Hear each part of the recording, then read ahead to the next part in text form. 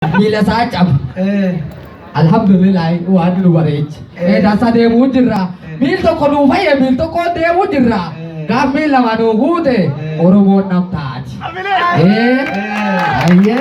Warroota Oromoo addaan baasuuf gandaan naannoon amantan addaan baasu kana maal jettamee isin akka mallayyakee banyawee.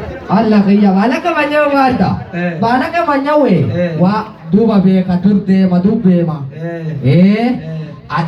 Akka garaa harma kan yaa'u jirutti warsoo baatawtu rabbi si balleessuut deema harma duubaa qaddeef jechuu feet aknaan taane Oromoon taatu fin taatu harma duubaa qayyaa jechuu fedhe. Yeroo baay'ee mallayyakee nu Ameerikallee deemu tuutaanii yookiin immoo jaanikaa qabatee deema jedhanii mee jaanikaan sun mee jaanikaa keessan kun maal fayyada? Aboo kiyya jaartii qaba. Makkeessa jaartii qaba. Jaartiin annan itti naa kenni. Fuudhee gaddeem ati fudhachuu beete. Alla na balleessu nutte. Daansa. Kennuutti hin jiru. Daansa. Fuutanii? Abaanta.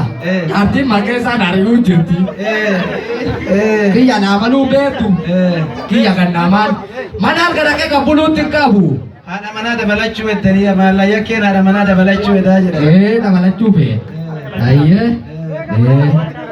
Waaqa feedhaan. Alla Oromooti. Alla Oromooti. Oromoo beekti. Oromoon hin beekti. Oromoo waa gammachuu beekti. Wal gammachiisuu beekti. Kiyya maal jechuu feeti? Ani waan jechuu fedhe. Waa'ee tokkummaa Oromoo kanaaf waa'ee Jawaar kana waa jechuu barbaade haa sirbinu. Allah kiyya era bukas tolchinna. Daansii beektanii? Abo. At kiyya bole ati. Armaka gadai. Welle Oromoo nu baas. Ani sirbu sukara nyaatin. Sukara waddade abo. Ayyee dansa. Ayyee. Bababam babababa bababam babababa babababa bababam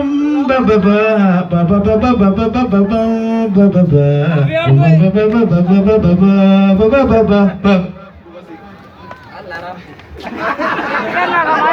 Amine ke nahi. Bababam babababa babariya ke surya tarfa kame itu lomtani babababa bababa me amine yara to bababam babababa bababam babababa babababa bababa